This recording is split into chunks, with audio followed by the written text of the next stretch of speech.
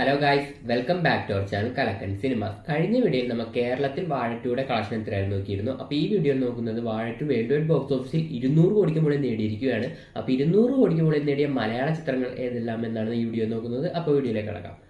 ആദ്യമായി മലയാള സിനിമ 200 കോടി ക്ലബിൽ കയറിയത് മഞ്ഞുമേൽ ബോയ്സിലൂടെ ആയിരുന്നു. Manjummel boys world wide box ഓഫീസിൽ 241 കോടി രൂപയാണ് നേടിയത്. അതിനുശേഷം വേൾഡ് വൈഡ് ബോക്സ് ഓഫീസിൽ 200 കോടി ക്ലബിൽ കയറിയത് ലാലേട്ടന്റെ ചിത്രമാണ്. ആദ്യമായി 200ഉം 250 കോടി ക്ലബിലും കയറിയ ചിത്രം ലൂസിഫറിന്റെ രണ്ടാം ഭാഗമായ എമ്പുരാനാണ്. എമ്പുരാൻ വേൾഡ് വൈഡ് ബോക്സ് ഓഫീസിൽ നിന്നും 266 കോടി രൂപയാണ് നേടിയത്. മൂന്നാമതായി 200 കോടി ക്ലബിൽ കയറിയ മലയാള ചിത്രം വീണ്ടും ഒരു ലാലേട്ടൻ ചിത്രം തന്നെയാണ്. ലാലേട്ടൻ തരുൺമൂർത്തി കോമ്പരുത്തിയ തുടരുമാണ്. തുടരും വേൾഡ് വൈഡ് ബോക്സ് ഓഫീസിൽ നിന്നും 233 കോടി രൂപയാണ് നേടിയത്.